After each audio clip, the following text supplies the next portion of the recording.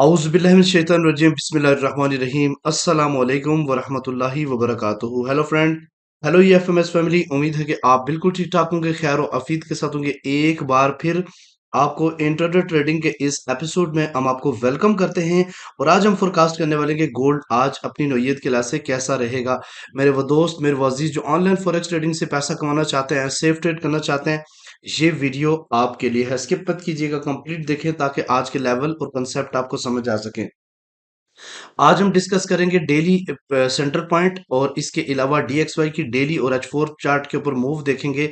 आज हम H1 और डे वन की स्टोरी को ऑब्जर्व करने की कोशिश करेंगे और डिफरेंट पेयर जिनका हम डेली तस्करा करते हैं, टर्निंग पॉइंट, उनका टर्निंग पॉइंट बताऊंगा और फाइनली H4 के ऊपर आपको लेवल बताऊंगा जहां से मिलने वाली आपको बेहतरीन बाय या फिर इंतहाब करोगे बेहतरीन सेल का। जुड़े रहे हमारे साथ। मैं हूं इरफाक अहमद साकी और आप देख रहे हैं EFMS ट्रेड। मिलते हैं इस ब्रेक के बाद।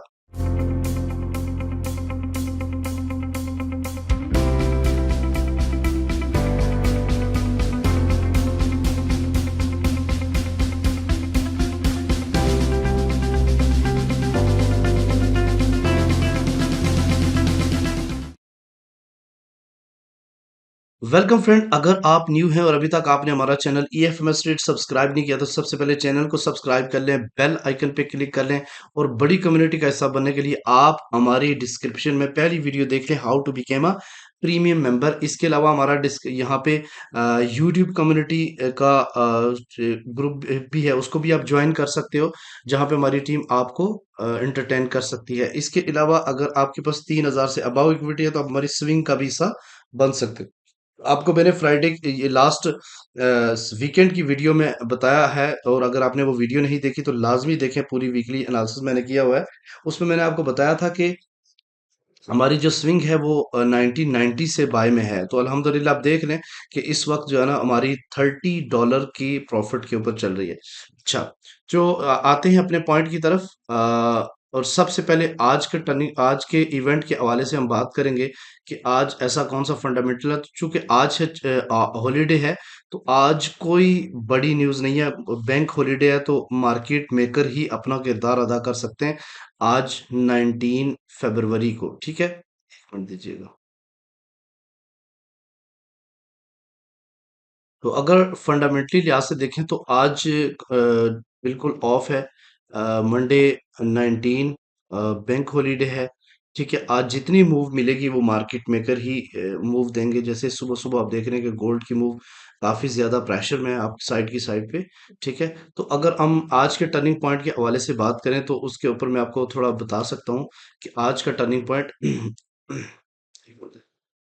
अच्छा, आज का टर्निंग पॉइंट है 2012.7। बहुत पीछे रह गया है मार्केट, चूंकि सुबह सुबह बहुत तेजी के साथ ऊपर की तरफ पुल हो गई है जिसकी वजह से जो है ना सेंटर पॉइंट काफी पीछे रह गया।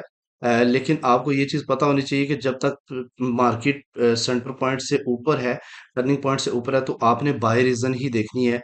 ज्यादा सेल की तरफ नहीं जाना। तो ये हमारा रूल होता है सीपी के ऊपर ट्रेड करने का। 10 पिप्स फार्मूला भी मैं इंशाल्लाह थोड़ी देर तक आपको देता हूँ। आज 10 पिप फार्मूला भी बहुत अच्छा काम कर सकता है। ठीक है, तो सबसे पहले मैं आपको ये बताता चलूं कि मार्केट चूंकि इस तरफ है, कोई भी इजी देखे तो आप बाय रीजन ही तलाश करें अभी।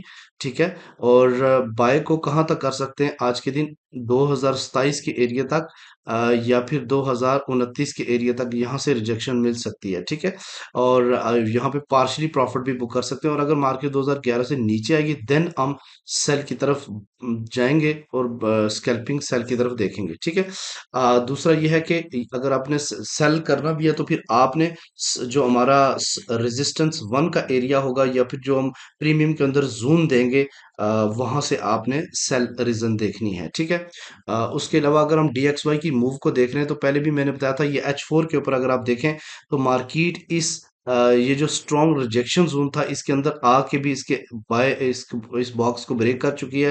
यानी इसका प्रॉपर ब्रेकआउट हो चुका है। H4 नीचे क्लोज हो चुकी है। अब मार्केट दोबारा से अगर ऊपर गई भी तो मैक्सिमम यहाँ पे 104 तक जाएगी और फिर वहां से दोबारा डंप हो सकती है। ठीक है, अनटिल एक बड़ा प्रेशर इस DXY को स्ट्रांगली इनसाइड ना करे कोई बड़ी न्यूज। लेकिन आज के दिन कोई बड़ी न्यूज है नहीं, लिहाजा मार्केट जो है ना वो काफी हद तक क्रैश होती रहेगी। ठीक है। अगर DXY की डेली के ऊपर ऑब्जर्व करें तो अभी भी एज के ऊपर है।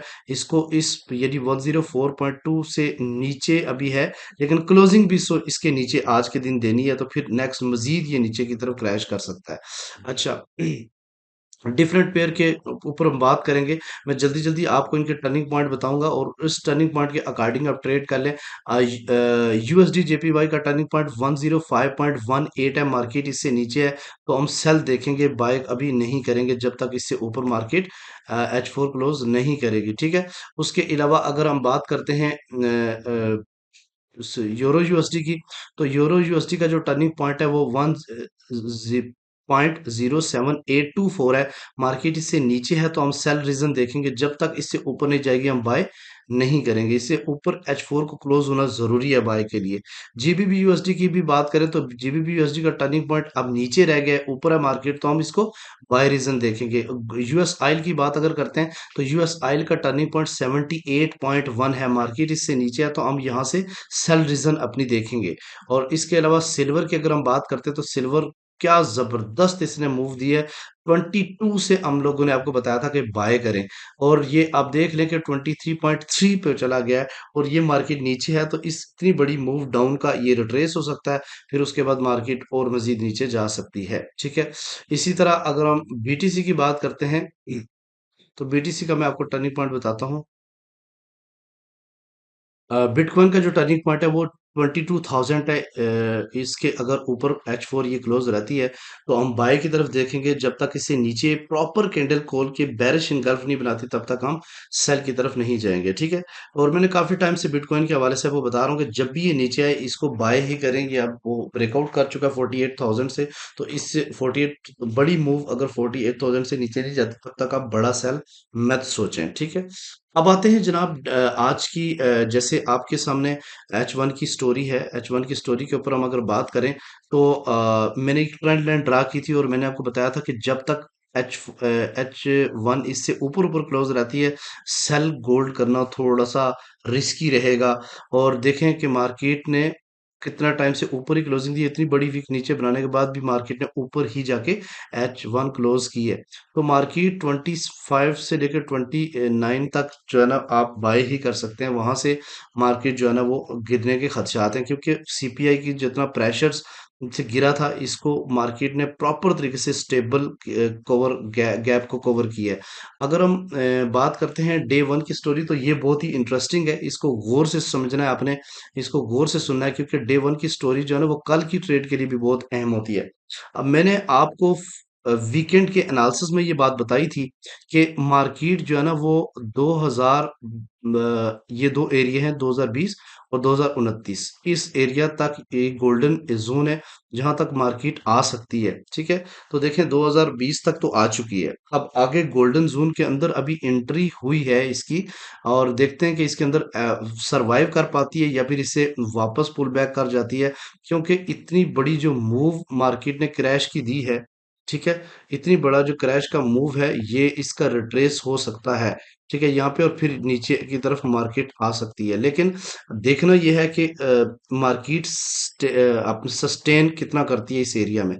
इसके अलावा अगर मार्केट ने एक इम्पोर्टेंट पॉइंट भी आपको बता देता हूँ, ये इम्पोर्टेंट पॉइंट है 2030 का, और इससे ऊपर अगर आज फोर क्लोज रहती है तो देन मार्केट जो है ना अपना ट्रेंड भी चेंज कर सकती है।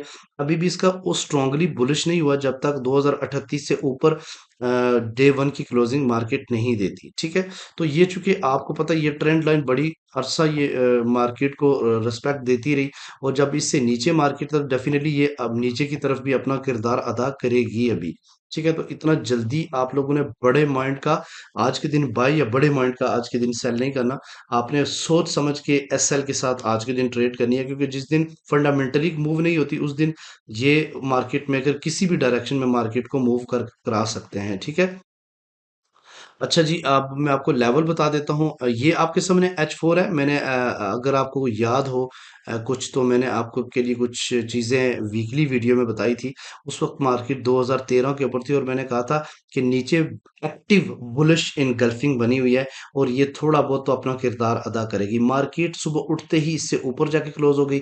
नेक्स्ट कैंडल भी अभी चल रही है जिसके 3 घंटे बाकी है। देखते हैं क्या ये 2027 को टच करने के बाद वापस 2015-16 के एरिया में आ सकती है।